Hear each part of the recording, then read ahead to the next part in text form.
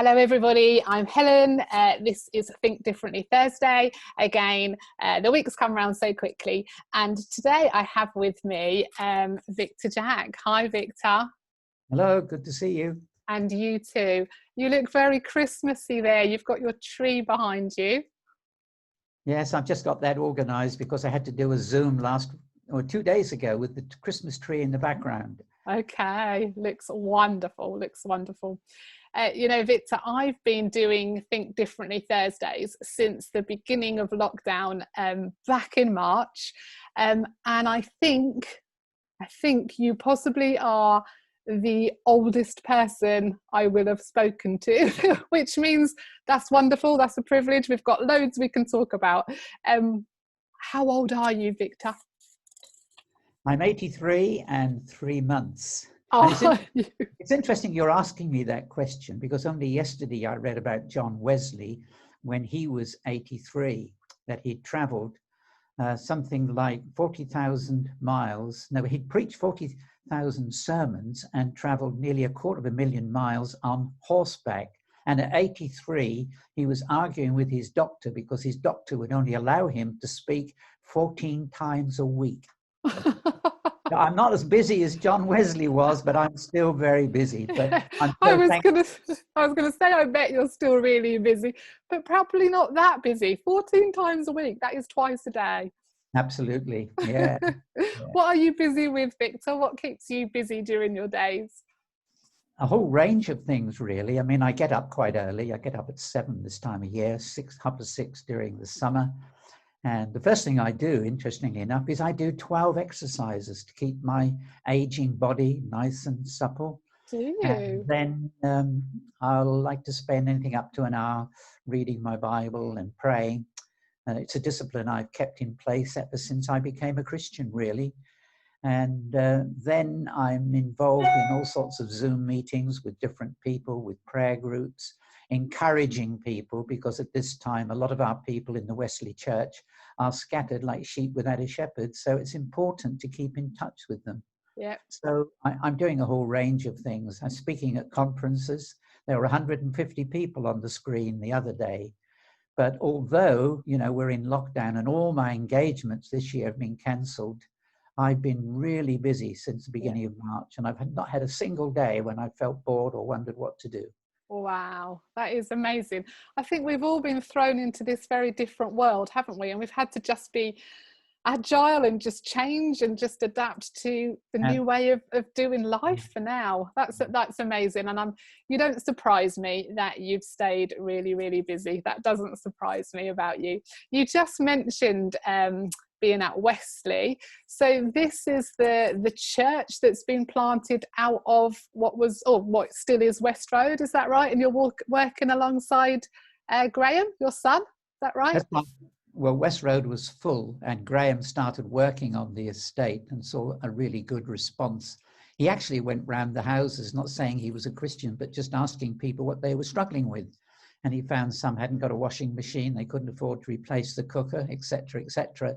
Right. So he said, I'll find you a cooker, I'll find you a washing machine. Then he got a few people into alpha groups, and then some people became Christians. And so we started the work on the Wesley estate. And it's really two congregations, but one church. Okay. And so it's been a huge joy to see the way in which the church has grown. Yeah. That sounds like the church just doing what the church should be doing as well, just going out, meeting people where they're at, meeting their needs and introducing them to Jesus. That sounds wonderful. And it must be such a joy for you as well to be working alongside your son, but also as a spin-off from something that was already up and running at West Road. That must be wonderful. Yes, I love Graham to bits, as I do my other sons and their families. And he's very special, really, in the sense that he's got a huge heart of compassion for people who are bruised and broken. And I just get a lot of inspiration watching him at work. In fact, we've just had an hour together planning the whole teaching series for the church for the next year. Brilliant. So we can get in and the restrictions have been removed. But he's got a lot of wisdom that he's gained working on the ships with Operation Mobilization. And he's particularly good at resolving conflicts, you know, when people have a little disagreement, he's in there and sorting them out. He's really good at that. but I love working under his leadership. Sounds wonderful. And of course, you know, we've mentioned West Road, and so that was the church in Bury that you led for many years. How long were you there? Oh, I don't know offhand, but it was quite a lot of years. Yeah. I mean, our boys grew spiritually because they had such a large youth group. Yeah. And I took quite a big chunk of the teaching program in the church. Absolutely loved it. And we saw the church grow and develop, and we constantly having baptisms. Yeah. And we got to a point where we decided to pull the old church down and build a new church that was suitable for the 21st century. And it's been a busy church ever since. But when you look back on those years there, what would you say were kind of highlights from your time when you were leading at West Road?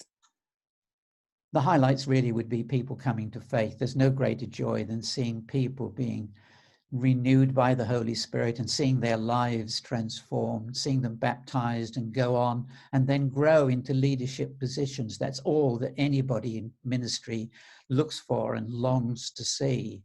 Yeah. And another highlight has got to be taking down the old building and putting up the new building. It was an expensive project because we dug a huge cellar so that we could store things underneath, and it was all paid for by the time we moved in. So that was a special highlight too. Wow, sounds amazing.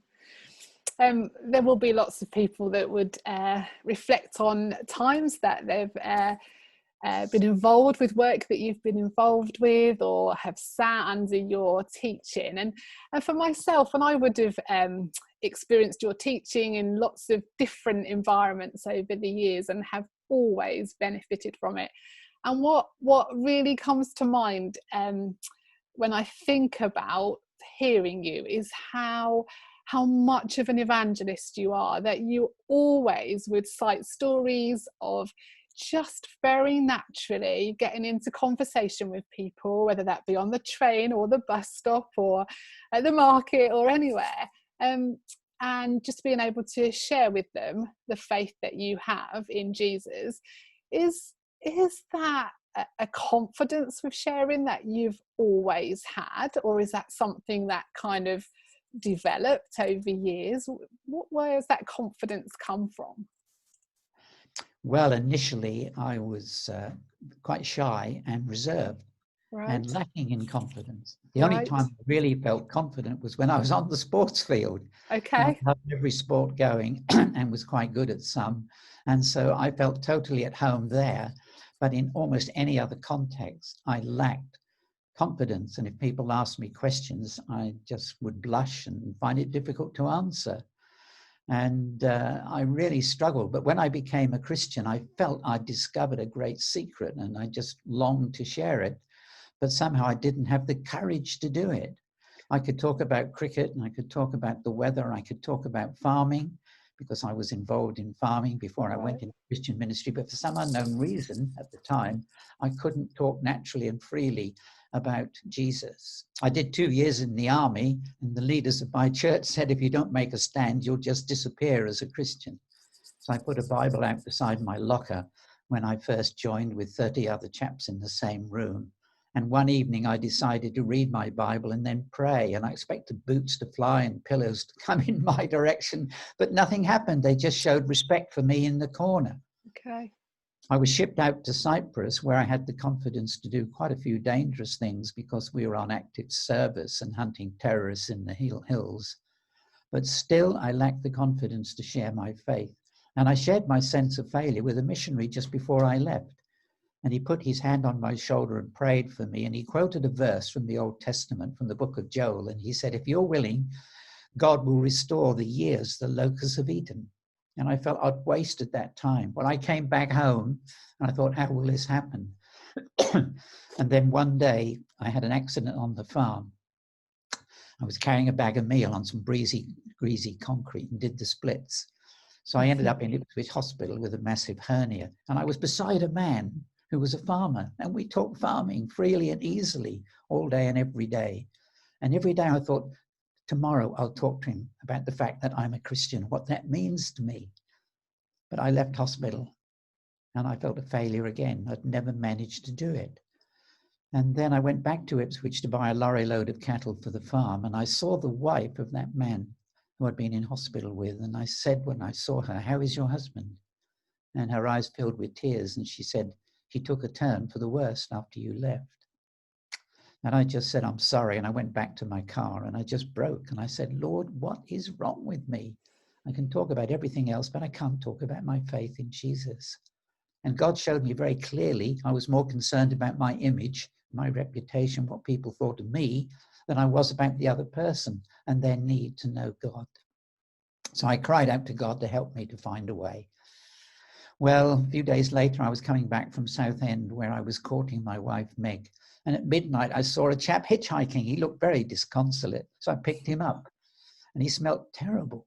I thought I'd picked a real roadie up, but he spoke with quite a cultured accent.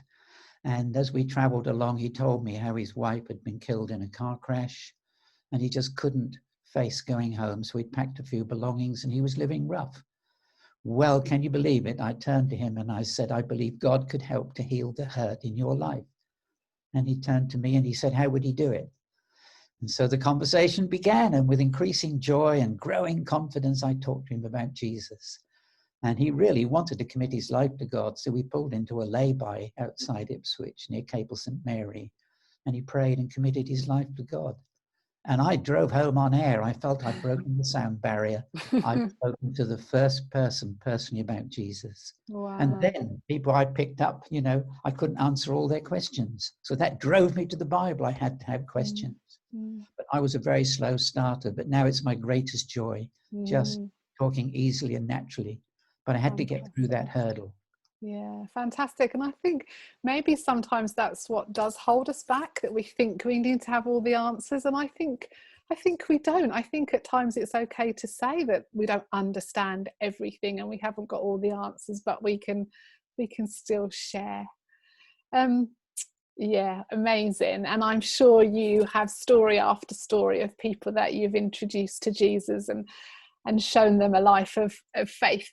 And I know that every single one of those will be really important and it will be a wonderful story. But are there stories that are real standout stories for you of people that have become Christians over the years? Are there any that really stand out as like really special in your mind?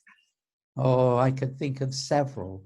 But as you asked the question, the first one that sort of jumps into my mind was when I was at Keswick at the convention. And one afternoon, I felt a bit tired, so I thought, I'm going to walk away from all the people. I'm going to go hiking in the hills. And every day I have a prayer where I simply say, "Lord, please create opportunities for me today to share my faith, to be a blessing to somebody." Every day I pray that prayer. And I walked up through the hills and was enjoying the mountains. And I saw a pub in the distance, all isolated and alone. So I walked over to this pub, and it was full of hikers. And I sat down on a spare table. And I opened my Bible and notebook to do a bit of preparation for the evening. And the young lady came over to see me, and she sort of stood back for a moment and she said, "Are you a minister?" And I said, "Yes." And she burst into tears. And she said, "I was so upset this morning. I cried out to God and said, 'You're going to have to find somebody to help me.' And she said, 'You're here.'" Well, she had to go back and wait on other people. But after about 10 minutes, everybody left the pub because they were a group of hikers. And I was there alone with this girl. And she poured out her grief, how her marriage had broken. And she'd run away and she was escaping and just living in the hills. But she was so broken that morning. She cried out to God for somebody. Well, I was able to have a good chat with her and explain God's plan for all of us. And I said, "Why don't you come to the service tonight? I'm speaking on Job." And he went through a lot of troubles. Well, she came. And I could see she was in tears a lot of the time I was speaking. At the end, she came forward and I passed her on to Meg. And she committed her life to Jesus. But I hadn't planned to be in that pub. God arranged it all. And it's a great joy, isn't it, when you can be in those places where God puts you. Yeah. And what an amazing thing to pray every day, just to be asking for an opportunity. That's amazing. And I know that you have so many stories and so many experiences. Are there any that are harder to recall because they've been frightening or dangerous, or not perhaps something that's easy to kind of bring back to mind? Yes, I led 3 missions in High Point Prison and took 11 or 12 other men in with me. And we used to visit the prisoners in their cells in the afternoon, and then we'd invite them to come in the evening to the activities that we were running. On the first day of the first mission, I invited a man, a big, burly chap. He was nearly twice as big as me. And he said, no. And he said, either your God isn't there or your God doesn't care. And he had his fist up, and he was so close to me and so intimidating. And I looked around and there was no other team members, and I glanced again and there were no other prison wardens. So I thought, this is a difficult moment. What do I do? And so I simply said to him, you've got a good reason for saying that. And he said, yes, I had a 12-year-old girl and she died with leukemia. And I prayed for her, but either your God isn't there or he doesn't care. So I thought for a moment, I'm not going to have a discussion on the problems of suffering with this guy. So I just said to him, tell me about your little girl. And can you believe it? This big 6'6" man, huge shoulders. He started telling me about his girl, and then he just broke down and sobbed. And I just said, I'm so sorry. Why don't you come to our activity tonight? And he came 3 nights, and then he committed his life to Jesus on that 3rd night. But initially, he was really intimidating. Yeah. Wow, that does sound a bit scary. What a wonderful outcome to that story, though. A while ago, I was reading an article from Counties that said, Victor Jack, 50 years evangelizing and teaching. And I just think it's incredible to actually do anything, Victor, for 50 years is just amazing. And so that has been so much of your life. And as you look back on those 50 years, and you've already recounted some amazing memories, but what would be standout moments for you over that whole kind of 50 years with Counties? Well, it's now 56 years. Can you believe it? Oh, it was 6 years ago already then. Wow. I think some of the early years were very special because we had a 500-seater marquee, and we worked in every town in Suffolk, and to some of those towns we went back 2 and even 3 times.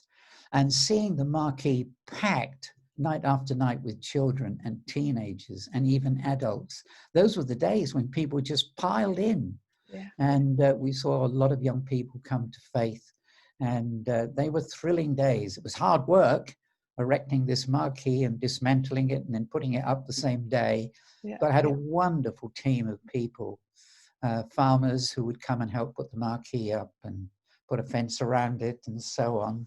Yeah. So they were special memories of those days, as were the early house parties that we had at Culford School, starting with 150 young people, then going up to well over 200. Yeah. They were really amazing times. We also used Hengrave Hall, and we used Felix School Southwold until we found Sizewell.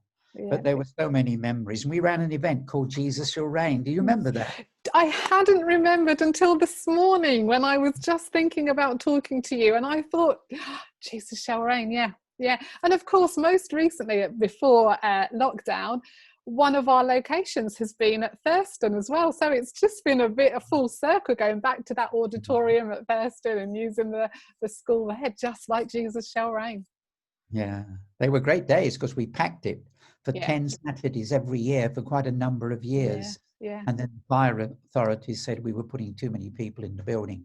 But that was always a great memory too. Yeah. And I know, as young people, we just looked forward to those evenings so much. They felt like something really new and really exciting. I just know there's going to be so many people listening to this going, I remember those days as well. Great. And of course, during all of that time, Victor, Meg, your wife, worked alongside you. I think Meg was like original girl power. She was such a strong lady, and she had her own ministry herself, didn't she? She was involved in lots of things as well, wasn't she? Yeah, she was God's special gift to me. She was a wonderful friend, prayer partner, constant encourager. Yeah, she was a wonderful mother to our 3 children. She had many different gifts. She was a very good musician, Yes. had a lovely touch on the piano, which was a Yes. great asset to me when we were out on mission. Yes. And also she'd been a school teacher. And so she was a great help to me in working with children, something I hadn't done before, but grew into and began to love. She had a special gift. I don't know whether you heard her read the Bible publicly, but she could make the Bible come alive. She could bring the meaning out, and she would often spend quite a bit of time practicing it before she read the Bible publicly. And not many people know, but she actually read the whole Bible on tape for Torch Trust for the Blind, right through from Genesis to Revelation. Wow. Can you believe it? Wow. And so those tapes were a great blessing to blind people. Yeah. And at this time of the year, a lot of people remember Meg because she used to do Christmas cards, her own design, and they were cross-stitched, and she did a different design every year. And she would do over 200 of these Christmas cards. And she would stitch a lot of them when I was driving on the motorways, which I hope is a good comment on my good driving.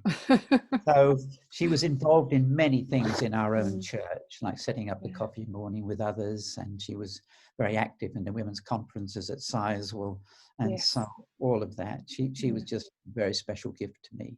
Definitely. I still miss her. It's 10 years since she died. I was thinking, is it about 10 years? Yeah. And that must have been devastating. She lost that battle with cancer. That must have been a devastating time for you. Yeah, it was very painful. But just prior to that, she had a horrendous car crash on the A14 and was in a coma for 8 days. Yes. And I thought she was going to die. In fact, the surgeon or the consultant said, you know, it's a 50-50 case. But she did come through it. And the nurse on duty said, you need to be around when she comes through. He said, you know, when people have this kind of head injury that she had, they always shout and scream and swear when they come through. And so I thought, I've never heard my wife swear. She knows how to. Anyway, I was there. And when she opened her eyes and said, what am I doing? Why am I here? I tried to explain. And then I read a bit from Psalm 34 to her and prayed for her. And then she burst into praise as if she'd been in God's presence for a week. And the nurse was bowled over and later became a Christian as a result. But it wasn't long after that she had breast cancer, which eventually went into her bones. And the pain that she went through was awful. There were times when I could only hold her and hug her and just pray for her and cry with her. And the elders came at her request to pray for her at one point. And she turned the corner. And although her life expectancy was very short, she had 3 years living a normal life. And we were on Graham's ship in different parts of the world. We were back in Israel 5 times. But on the last time we were there, she read the Bible publicly on Good Friday, and many people came out of the crowd to thank her. The next day, she was terribly ill. I called a doctor, and can you believe it? That doctor had worked in Bury St Edmunds on an exchange visit for 4 years, and he was wonderful. He wanted to put her into hospital, and I said, no, she won't understand Arabic or Hebrew. And I said, I want to get her home. He said, well, you're giving me the biggest medical challenge I've ever faced. But anyway, he gave her some treatment and injection. And I phoned up, but there were no places on the plane that we'd gone out with. So I cried out to God. And I phoned up next morning, and British Airways said, we have 2 places, 2 people. Wow.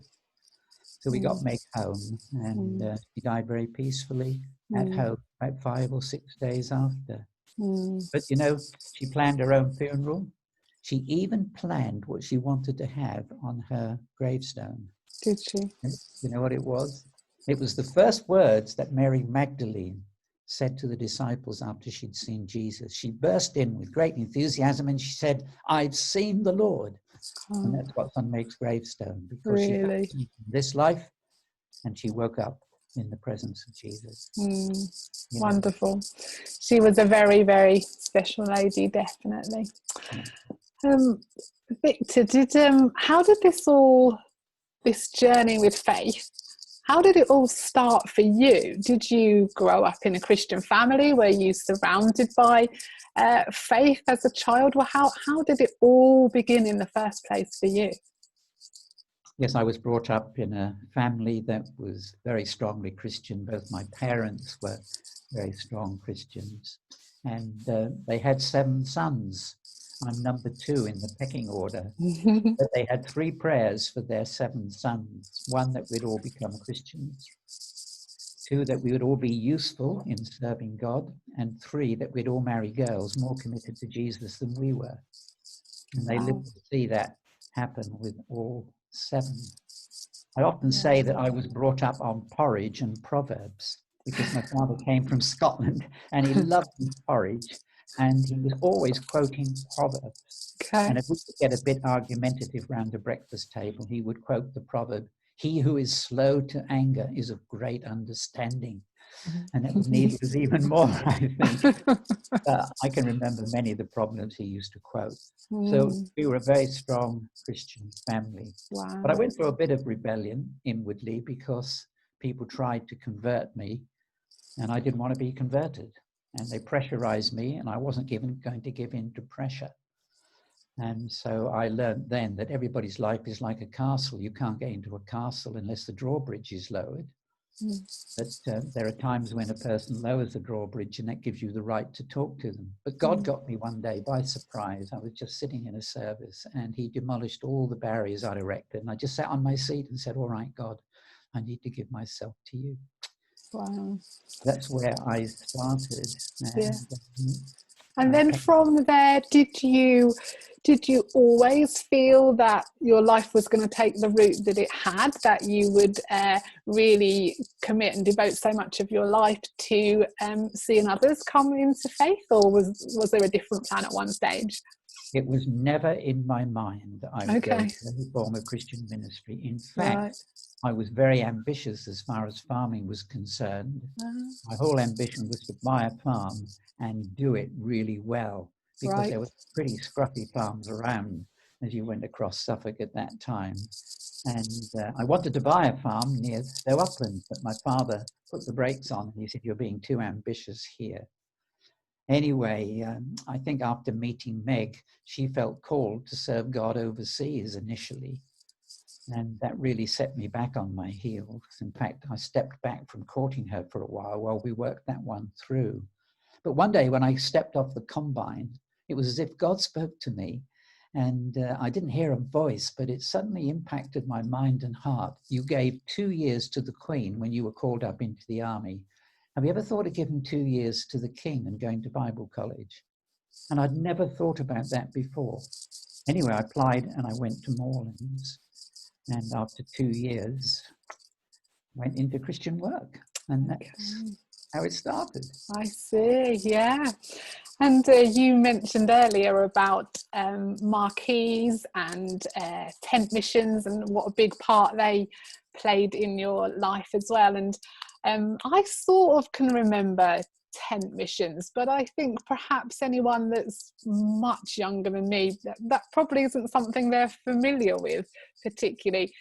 What's your thoughts on, I think evangelism in a sense has changed so much over the years. We don't tend to do those big gatherings where people come. Have we lost our passion for evangelism a bit, do you think? Have we lost the urgency? Or do you think just the nature of life is that we're doing it differently now? What's your thoughts? Because you've seen lots of changes with it. Yes, I think in the past, evangelism had a focus. For example, if we had a mission somewhere, everybody would pitch in and want to help. So there would be prayer groups, and there would be people who would help with visiting. There would be people who would help with nurturing the new Christians. It gave everything a focus. But now the emphasis was turned very clearly. I remember being at a conference at Swanwick where we used to have about 400 evangelists a year, and people were decrying tent missions and saying, you can't expect people, now to come and sit in a cold, damp tent. they said, what we need to do now is friendship evangelism. And so friendship evangelism became the emphasis. And it was good to make friends, but how many people then shared the faith with their friends? And so I think the passion for evangelism began to die until Christianity Explored and Alpha came along, which created a fresh opportunity. And many people in our new church, the Wesley Community Church, have become Christians through doing Alpha. Yeah. But we're not reaching people in the numbers now that we did in the past. And I think with culture becoming so much more secular, people have been turned away from Christianity with all sorts of false impressions. Like somebody said to me the other day, you know, the Bible's full of contradictions. I said, okay, tell me just one and we'll talk about that. And they couldn't come up with one. And so things get banded around and people get turned away from the Christian faith. But I do feel there is a lack of concern of reaching our friends and neighbors generally. We become very comfortable in our Christianity in the 21st century. And I wonder what the early New Testament Christians would think of our Christianity today, because theirs was vigorous. There was full of activity. They were filled with the Spirit. They spoke with boldness, and things were happening all over the place. Whereas things are a bit static in the UK at the moment. Yeah, I agree with you. And also, I've had such positive experiences of things like Alpha. We try to run it a few times a year at church, and every time it's just such a positive experience. Alpha is just wonderful, isn't it? I think we can't talk about evangelism and mission without mentioning Mission England, because of course you were the chairman, weren't you, for the Billy Graham mission back in, I can't think what year it was. 1984. 84. Yeah, tell us about that. What was, because that's massive, isn't it? In fact, I spoke to someone last week on here who, it wasn't in Ipswich, I think he was up north at the time, but he had become a Christian at a Billy Graham mission. It was just great to hear his story. But tell us your experience. Well, I was privileged to be invited on what they called the Federal Board, which was a group of people that met regularly in London to plan all 6 of the major missions in football grounds across the country. And then I was asked to chair the one in Ipswich. Yeah. But initially, Ipswich was not on the agenda. They were only going to have one in Norwich. And I said, people in Ipswich will never go to Norwich. So I fought really hard at the centre to get the mission off the ground in Ipswich. And then when I applied to use the ground, Portman Road, for that purpose, can you believe it? We were turned down. We were the only club in the only mission that was turned down in the whole country. And so I asked Mr. Cobbold for a meeting. Right. When I went, he said to me, well, young man, I was younger then. He said, give me one good reason why I should change my mind. I said, well, it's not going to look good, sir, when it comes out in the paper that Bristol have said yes, and Liverpool have said yes, Norwich have said yes, and all the others have said yes, but Ipswich said no. I said, it's a big media campaign. Anyway, they had a second meeting and they said yes. And, you know, we had 20,000 a night for 5 consecutive nights, which meant 100,000 people went through that mission. We ran all sorts of courses like, is your church worth joining? We wanted people to think about whether their church was suitable to take on board new Christians. Yeah. And then we ran another course, caring for new Christians, so that people were cared for properly afterwards. And we set up something like 1,700 nurture groups across East Anglia. But they were wonderful days. But one of the things that stands out is the sheer humility and kindness and grace of the Billy Graham team. They were just a joy to work with, wonderful people. So it was a great and unforgettable experience. Definitely. And there are so many things that exist because you've had a hand in them. When I think about things like the youth stuff in Ipswich and Bury, we mentioned Jesus Shall Reigns earlier, all those things that you've had vision and enthusiasm for that still exist is just amazing. And of course, one of those is, I think you mentioned this earlier, Sizewell Hall, which of course is going through difficult times like so many places because of COVID and not being able to have people there as they have for the last probably 40 plus years, is it? I mean, are you feeling concerned? Yes, naturally, very concerned, because although I handed over the chairmanship several years ago now, because just as an aside, I had a defining moment in my life where I was standing in front of a cage of monkeys. And there was a plaque on the cage which said, "These monkeys are led by a patriarchal type figure who clings to power long after his faculties have waned." And I thought, that's hilarious. And I thought, no, there's something sad here as well. Some people stay on in position too long. And so I decided that I would hand over all responsibilities at a time when I could get others to take over and prepare them to do that. Yeah. And so people said, "How could you do that? Sizewell Hall was your baby." And I said, no, you've got that wrong. It was never my baby. I was privileged to set it up with God's help and a great team of people. So I've always been a believer in encouraging people not to stay in position too long. Yeah. But, you know, when we took it, it hadn't been lived in for 13 years. Okay. So it was in a dilapidated state. Yeah. All the grounds were overgrown, but we had an army of people who came to help. And not everybody knows, but I actually, as a step of faith, signed the lease in the Angel Hotel in Bury St Edmunds with a solicitor and Mr. Ogilvy, who owned the property. And all I had in the bank at the time was £40. And it cost a huge amount of money to completely refurbish the whole place and clear the grounds. But, you know, God was faithful. Every bill was paid every month. And by the time we opened, all the costs were covered. And so the fact that there's been no income now for over 9 months, and the trustees are in real difficulties. Some people have had to be made redundant. And of course, they didn't know at the time when they put a new roof on, costing over 300,000, that coronavirus was just round the corner. Yeah. So it is a tough time, but I believe God's in control, and that the funds will be supplied, and that in the spring, hopefully, they'll be able to open again. But it's a wonderful place, and it's, I often say ours is the real power station, because there's another one up the road. This is where people's lives are changed and transformed. Yeah. And I think it's such a special place to so many people. I saw the Just Giving page the other day, you know, people just trying to help during this time. And I think the amount that's been raised is just reflective of how important it is to people. People don't want it to not be there. And so people are reaching into their pockets to just to help through this time. I guess it's just a really special place to you, isn't it? Yeah, absolutely. Yeah, every time I drive through the gates and up the drive, I'm full of thankfulness to what God's done for the place and for the people who've come to stay there. It's just overwhelming at times. I was speaking to my oldest friend the other day. We've known each other since we were 5.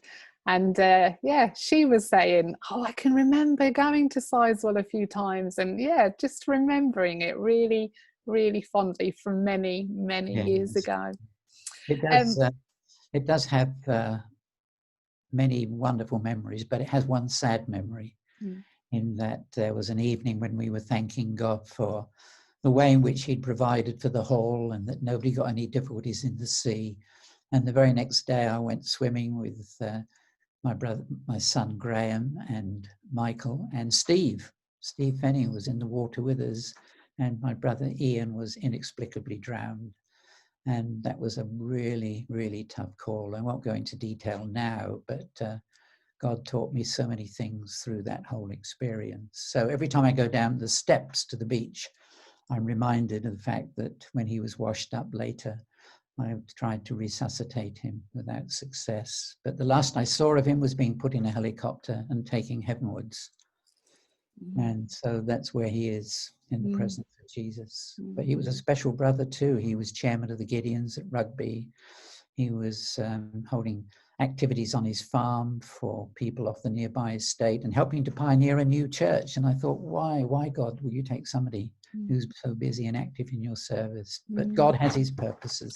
Yes. Absolutely. I don't know that we always know the answers, do we, Victor? Yeah. But Yeah. we trust that God knows, and one day we'll understand. Yeah.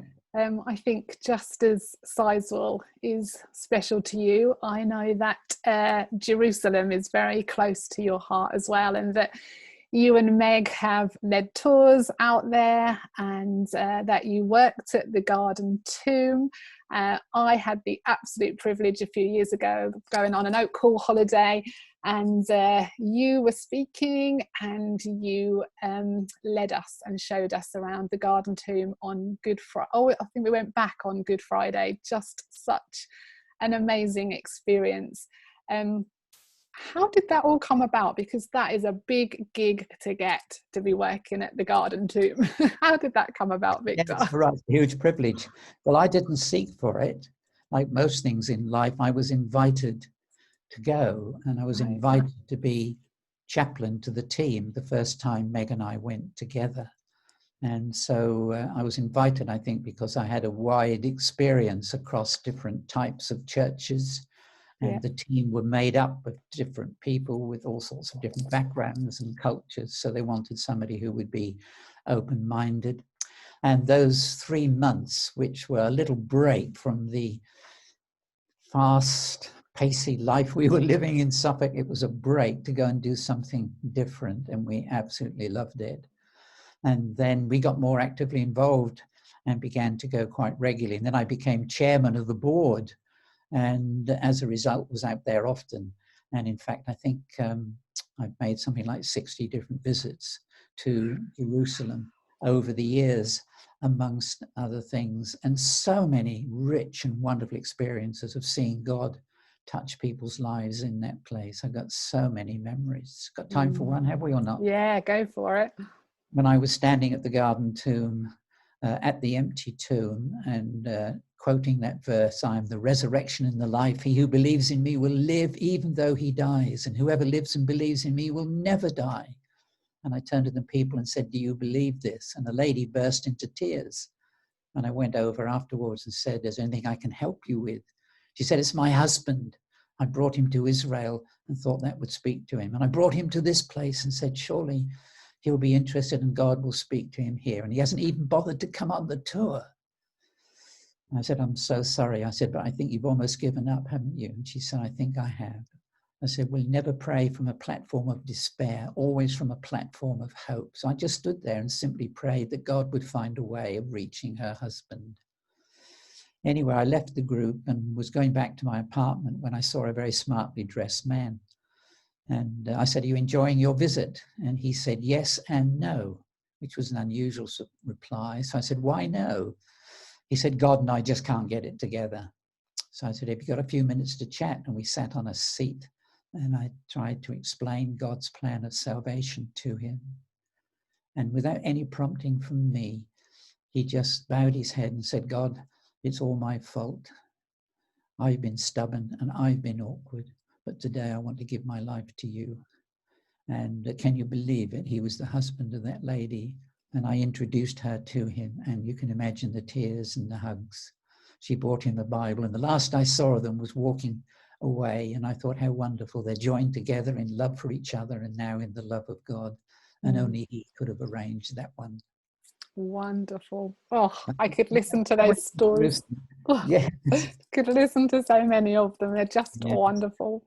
I think as well that our church, the Forge, would be quite special to you in that I know that you would have spent time with Steve and Sarah when they were originally, dreaming this dream and casting this vision for this new church to be set up, which was MCF. And I know that you still support Steve and you're interested in what we're up to. I just wonder what your thoughts are. I think this is a strange time for the church where we've had to find ways to do church differently, in a sense, an opportunity to reset, really. I just wonder, what are your thoughts for the church after this time, after Corona? How do you think it's going to change? Is it going to change? Is it going to go back to what it was? What do you think generally for the church?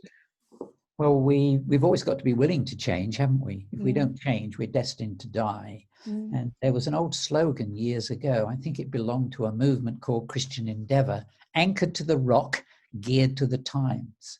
And we must never lose our faith in the Word of God, but we've got to be willing to adapt how we present that.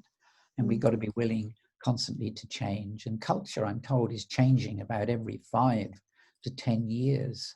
And we've adapted in the sense that so many services have been online, and people were very excited about that in the beginning, but unfortunately numbers have tailed off quite a bit more recently as the novelty has worn off.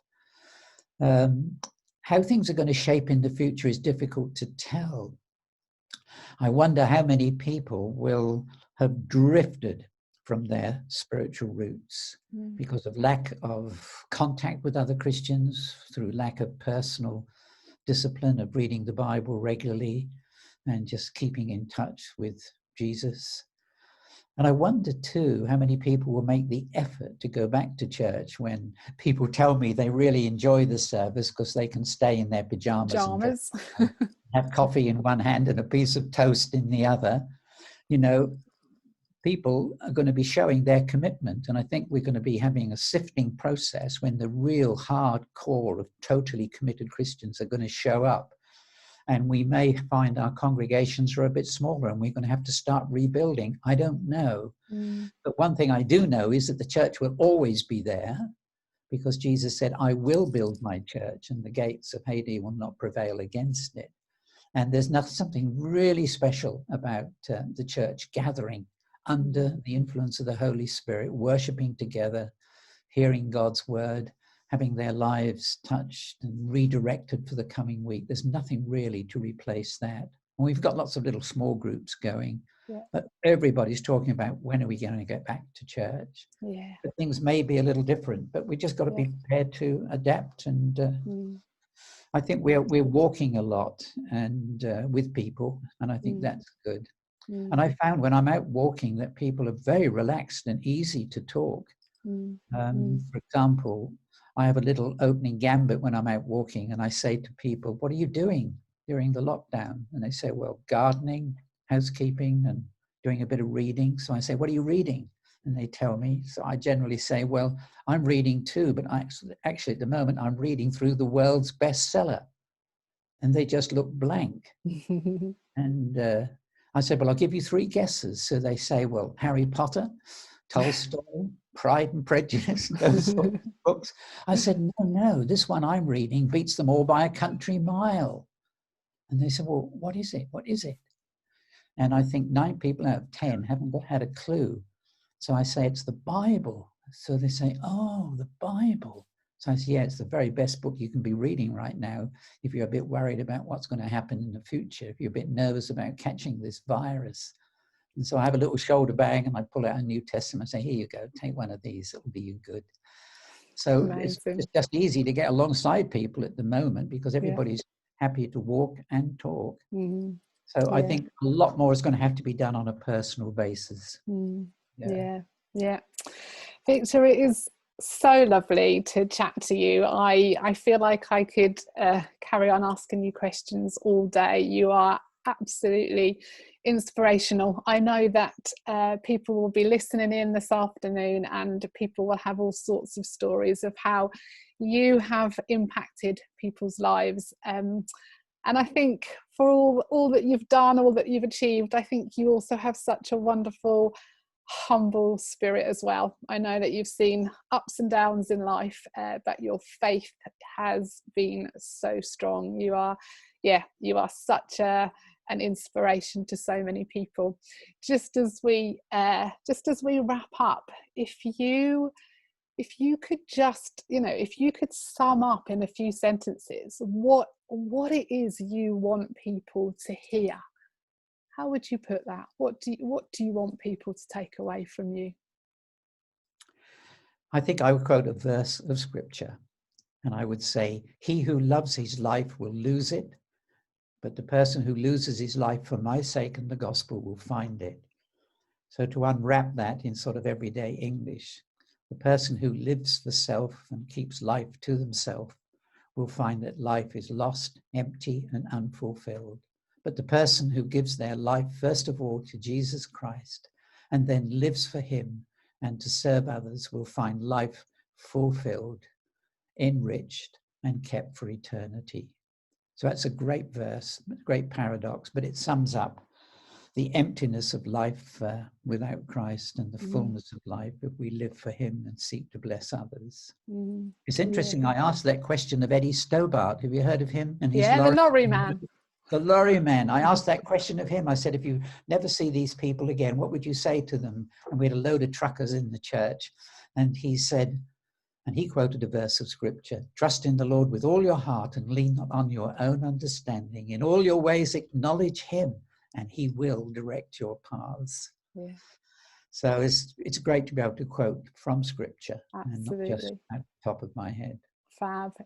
It's always good to chat to people, and I love hearing people's story of their faith as well. And I think, for anyone listening, we at the Forge, we're desperate to help people on that faith journey. So I'd just say to people, if you want to put a comment in, or if you want to put the prayer hands emoji, then we would be really happy to chat with you about what faith is all about and help you on that journey as well. Victor, I'm so grateful that you've given us this time this afternoon. It's just been so lovely. You are inspiring, and I just want to thank you for all that you've done, all the way that you've enabled me in my faith journey over the years, but for this time this afternoon as well. Thank you so much. Thank you. And I just want to give God the glory for everything we've been able to do, and to acknowledge that I couldn't have done half of it without the support and help of a great team of people down the years. Thank you, Helen. It's Wonderful. been good even to meet you again. And you too. See you then, Victor. Bye-bye. Bye.